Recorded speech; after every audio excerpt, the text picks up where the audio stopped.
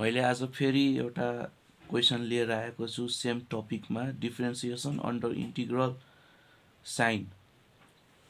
Text बुकमा question यसरी सोधेको छ भने इक्जाममा 2073 चैत्रमा क्वेसन यसरी मोडिफाई गरेर सोधेको छ।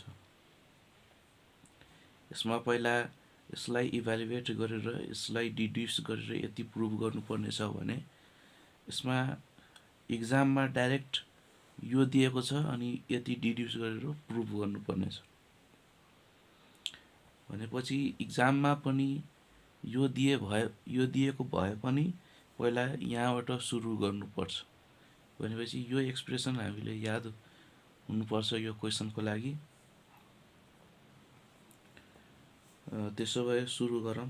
Late I equals to 0 to pi/2 1 by a square sin square x plus b square cos square x dx।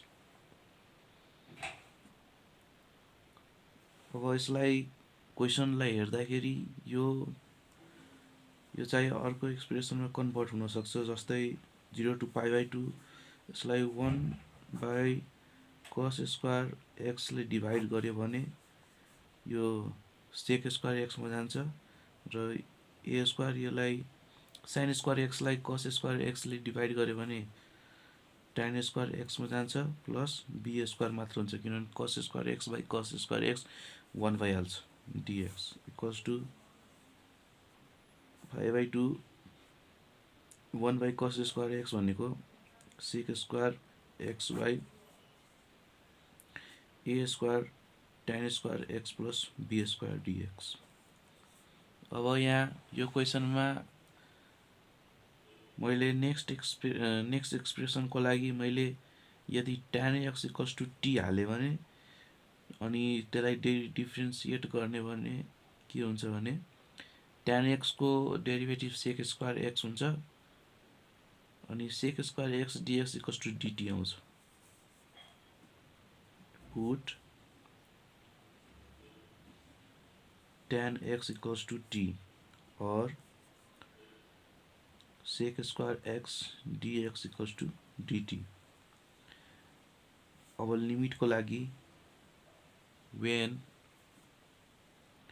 x tends to 0 to pi/2 then t tends to x को ठाउँमा 0 हाल्यो भने 0 हुन्छ, pi/2 हाल्यो भने इन्फिनिटी आउँछ। therefore I equals to 0 to होइन अब चाहिँ इन्फिनिटी हुन्छ, pi/2 होइन।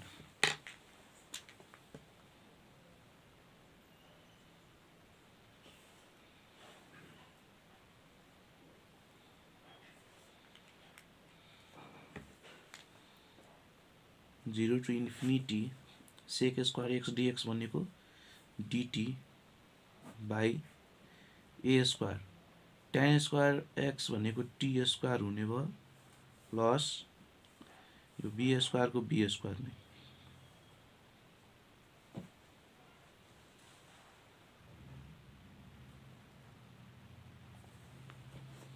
Equals to 0 to infinity dt नै भयो। मैले यहाँ तलबाट a square कमन लिएपछि बाहिर 1 by a square आउँछ अनि by t square plus b square by a square आउने भयो equals to 1 by a square 0 to infinity dt by t square plus b by a को whole square equals to 1 by a square यो 1 by t square 1 by x square plus a square को फर्ममा छ। त्यसको formula हुन्छ 1 by a भने यहाँ b by a tan inverse x भने t यहाँ छ by a भने b by a equals to 1 by a square into a by b tan inverse इसको लिमिट हाल्दिउँ 0 to इन्फिनिटी।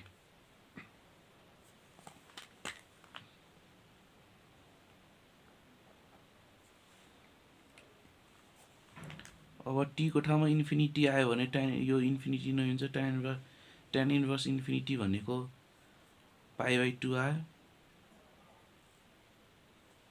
इक्वल्स टु एउटा l एउटा a गयो π/2ab आउने भयो।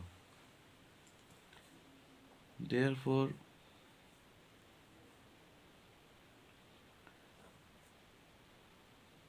I equals to 0 to π/2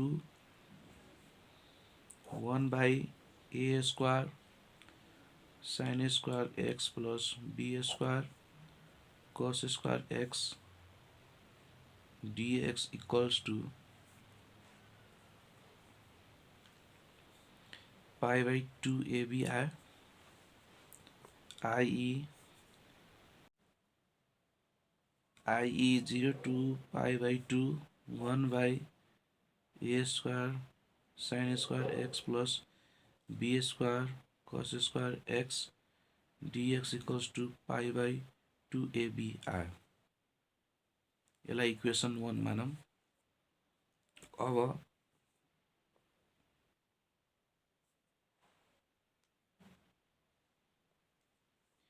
differentiating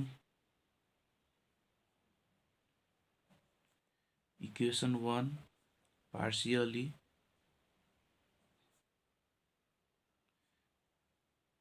with respect to a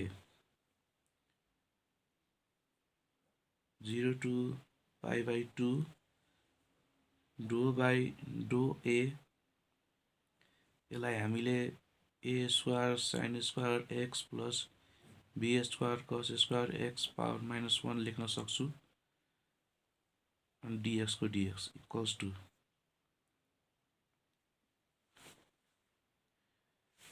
यसलाई with respect to a डिफरेन्सिएट गर्यो भने π/2b बाहिर आयो।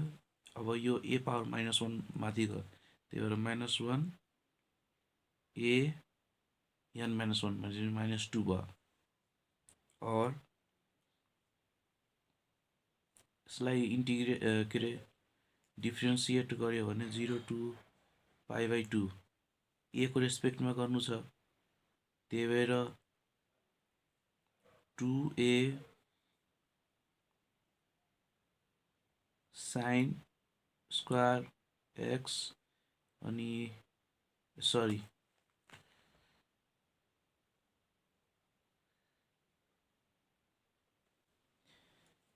-1 को -1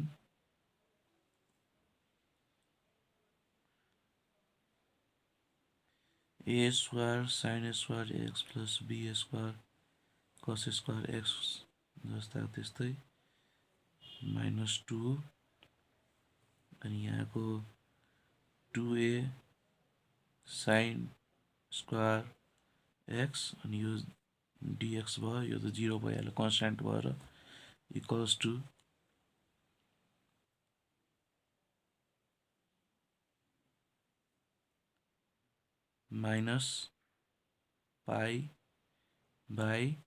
-π/2a square b भयो।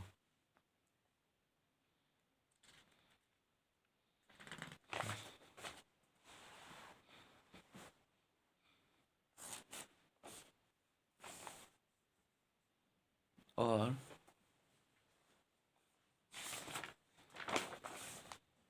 0 to π/2 यहाँको माइनस र उहाँको माइनस कट्यो भनेपछि 2a sin square x by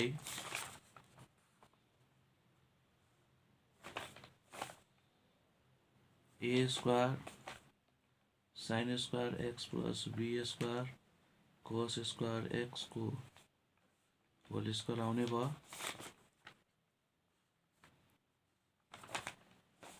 dx को dx equals to π/2a square b और 0 to π/2 यो 2a मैले यहाँ पठाइदिएँ भनेपछि sin square x dx by a square sin square x plus b square cos square x को whole square equals to pi by 4a cube b. यसलाई मैले equation second भने. अब again or similarly differentiating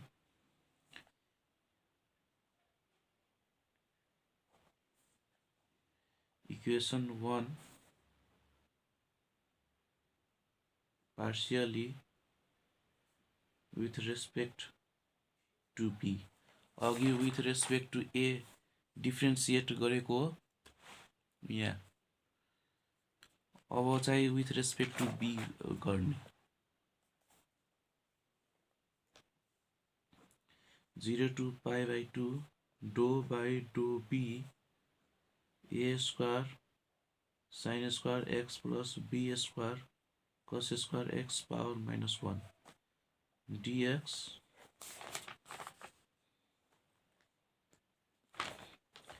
equals to pi by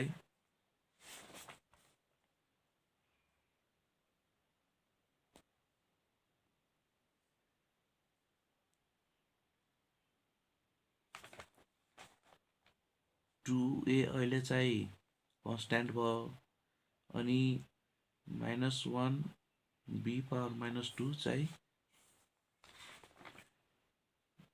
उसको derivative हुने भयो. और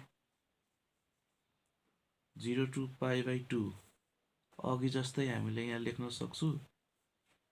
यो त हुँदैन, यो 0 भइसक्यो. यहाँ 2b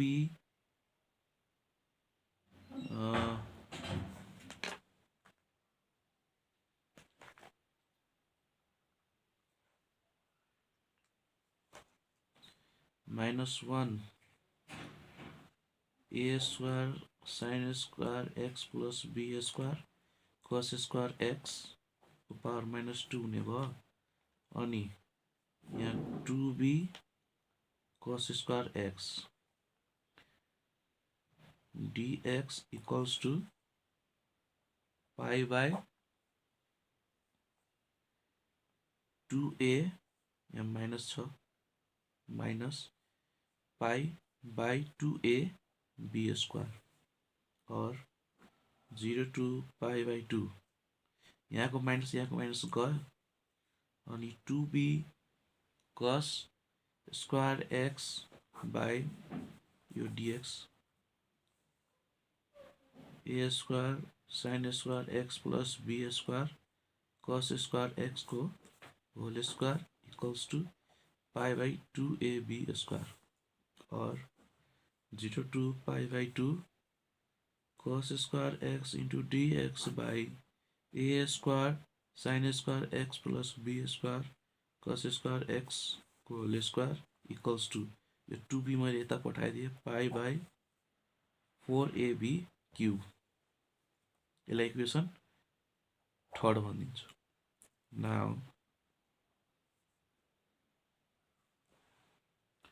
from equations second and third adding गर्छु.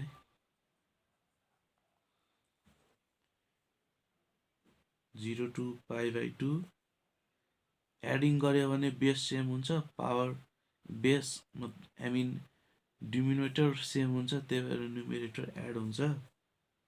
sin square x dx plus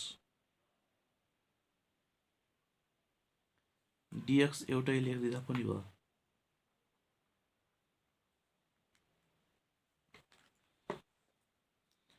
plus cos square x dx by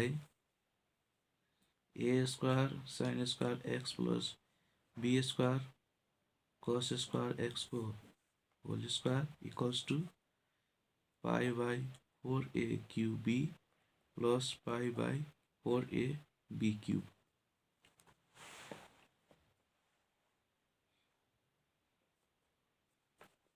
Equals to or 0 to pi by 2 sin square theta plus cos square theta equals to 1 हुन्छ। त्यही भएर dx by a square sine square x plus b square cos square x whole square equals to, यहाँबाट pi common छ, pi by 4 ab, बाँकी बस्यो भित्र 1 by a square plus 1 by b square equals to pi by 4ab, b square plus a square by a square b square equals to, proof कति गर्नुपर्ने छ, यो proof गर्नुपर्ने छ, pi a square plus b square by 4a cube b cube आयो। Therefore 0 to pi by 2 dx by a square sin square x plus b square cos square x whole square equals to pi a square plus b square by 4a cube b cube root।